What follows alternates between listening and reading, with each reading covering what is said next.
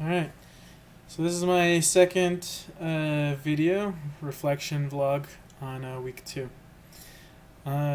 This week I was a little bit surprised by the prompts that were given. Uh, there's specifically talking about Randy Persois' last lecture.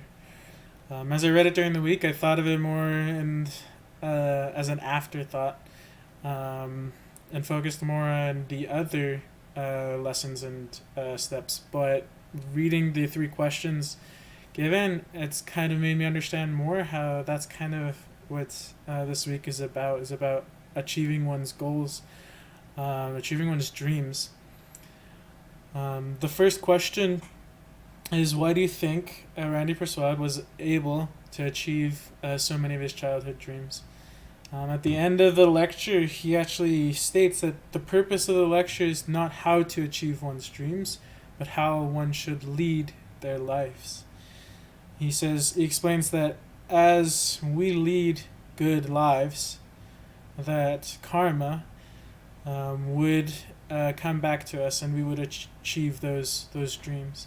He goes on to, or during the lecture, he explains that we should strive to do good to others and to be the best that we can be in whatever field we are.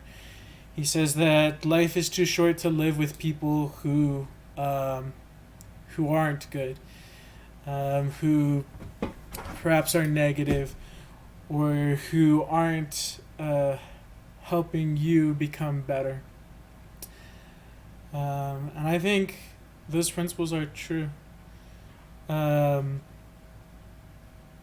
The next question is, do you feel that dreaming is important? Why or why not? Well, everything we've read, I feel like, has been pointing to the importance of the dreams. Having those goals and ideas out there. I remember there's like a silly quote. It goes something like, shoot for the moon, because even if you miss, you'll still be in the stars. You'll still be up in the stars. And that's kind of the truth, is having high goals and high dreams that may not be necessarily where we end up or what we get will still lead us to reaching further than we would have otherwise. Another example I just thought of is in business.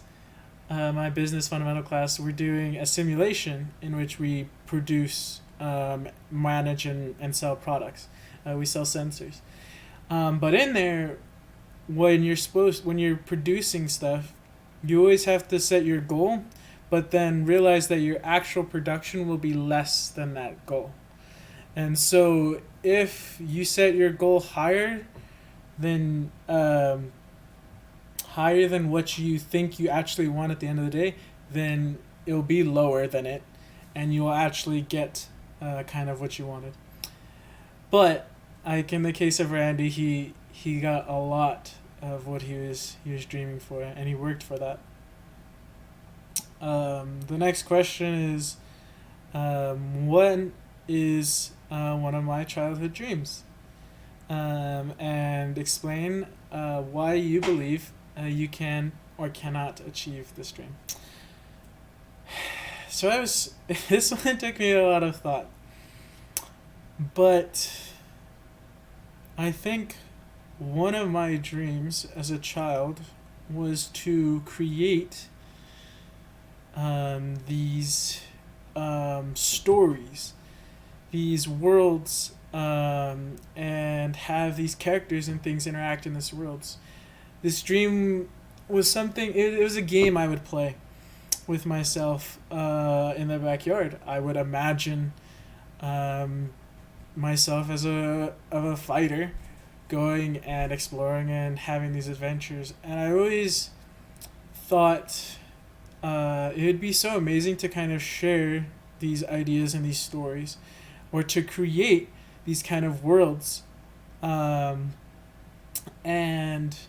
I've gotten a bit of a taste through that through one of my hobbies, which is playing Dungeons and Dragons. As I play Dungeons and Dragons, I am the dungeon master. I am primarily responsible for writing story and for creating the world that my players interact with. And I've had a bit of this taste of this dream of being able to create these fantastic stories and worlds and adventures. But I'm still trying to kind of realize how I can expand upon that dream and how I can kind of grow to do more in that thing that I absolutely love doing. That's something that this week has taught me a lot, that entrepreneurship and even our callings in life should really be about what we love doing. And I've been taking a hard look at what I do, at the time I spend more, the things I spend more time in than I need to do, and trying to understand who or what I would like to do as a career and as a profession. What else I thought there? But one last thing I wanted to talk about is the an assignment for the 50 things to do list. So I cheated a little bit because in my last semester, my business teacher asked me to write the same thing. And so I copied pasted it, but I made some changes. Some of the things I had achieved on that list, so I wanted to make a new up-to-date list of things. I saw that list, and everything on it is something that I want to achieve. That last one was to complete the list, which is a bit of a cheating one, but I honestly want to achieve that goal. And so I thought of it as a bit far-fetched, but possible. But it didn't really seem like completely possible until I was tasked with reducing it down to 3. And that was very hard for me. But the first thing I did was I took away all the ones that I didn't really need to focus on right now. I took away all the ones that were less important than me. And I brought it down to about 15. From there, I really started to think about what was most important to me. That if I could not have one of these, like which one would I want to keep? And I brought it down to about 5. And then it got really hard to me. But after looking at the 5, I found the one that was most important to me.